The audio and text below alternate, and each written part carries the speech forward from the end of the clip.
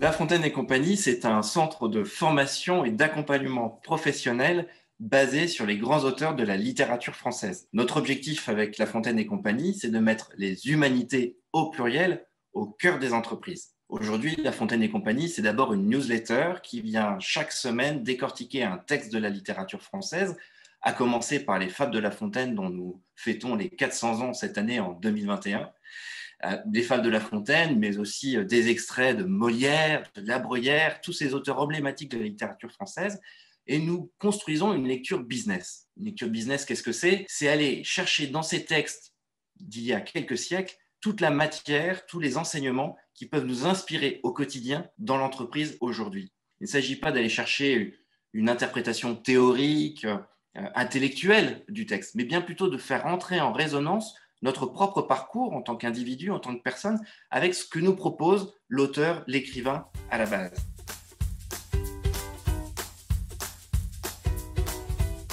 On a identifié plusieurs niveaux finalement de bénéfices en fait à cette approche. Le premier niveau, c'est d'abord une sorte de satisfaction très intellectuelle. Effectivement, c'est plaisant de lire La Fontaine en entreprise, d'apporter finalement ce territoire littéraire en entreprise. Mais ce n'est pas le plus important. Le plus important, c'est peut-être un deuxième niveau où effectivement, il y a chez ces auteurs, quand on les lit avec intensité, de la matière pour nous faire réfléchir en profondeur, en intimité, sur notre propre comportement en entreprise.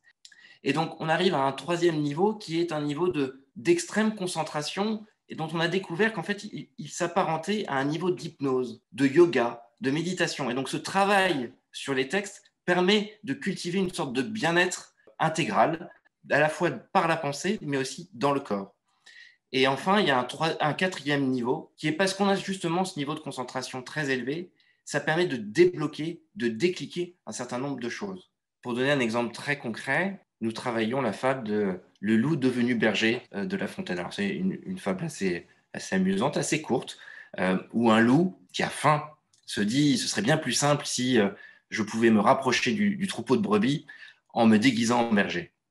Et donc, on voit le loup qui se déguise en berger, qui prend l'habit de berger, qui prend le chapeau de berger, les outils du berger, et qui effectivement peut s'approcher du troupeau. Je ne révèle pas la fin de l'histoire, mais cette fable a permis à une dame qui faisait partie du groupe de travail de prendre conscience que dans son rapport au management et à l'autorité, elle était très attachée effectivement aux signes de l'autorité, à savoir, pour reprendre la fable, l'habit de l'autorité, les outils de l'autorité, le titre de l'autorité. Elle était très sensible à ça. Et elle s'est rendue compte que sans ces atours de l'autorité, elle avait du mal à déployer son leadership.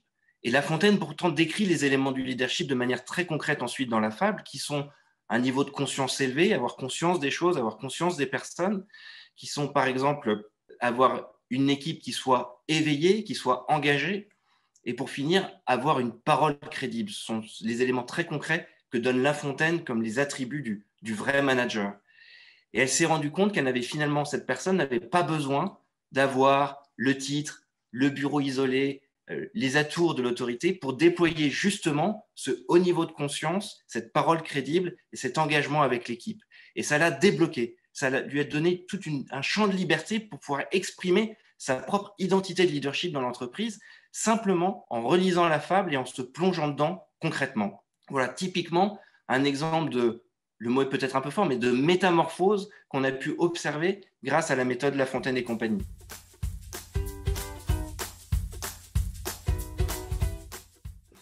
Selon moi, l'entreprise, c'est vraiment le lieu du projet commun.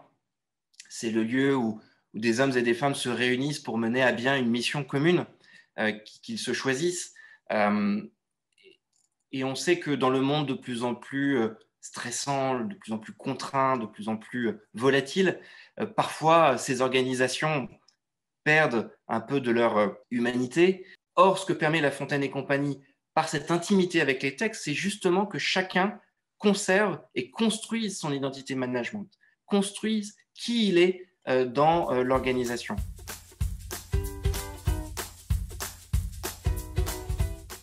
Alors, une de mes fables préférées, par exemple, c'est le renard ayant la queue coupée. C'est un vieux renard, très rusé, le maître des renards. Mais un jour, il se fait prendre et il est pris au piège. Et la seule manière qu'il a de se libérer, c'est d'y laisser sa queue. Donc il repart, il est sain et sauf, mais il y a laissé la queue, c'est un renard, sans que c'est ridicule. Il sent ce ridicule et donc il essaye de convaincre tous ses amis renards de se faire couper la queue, parce que comme ça, ce sera plus simple. Et donc c'est une fable qui est assez très amusante. Et ce qui est remarquable, et c'est pour ça que je la cite aujourd'hui, c'est que La Fontaine décrit par le menu cette méthode d'intelligence collective qui est le co-développement, où on réunit 5 personnes autour d'un problème, et ces 5 personnes vont aider une 6e personne qui a le problème, et en lui posant des questions, en lui soumettant un certain nombre de remarques, et finalement, la 6e personne repart avec une solution qu'elle n'avait jamais envisagée. Pour moi, c'est vraiment le symbole de la modernité de La Fontaine, et comment La Fontaine aujourd'hui peut nous être utile pour fluidifier nos relations en entreprise, pour permettre à chacun d'exprimer sa propre identité dans les organisations.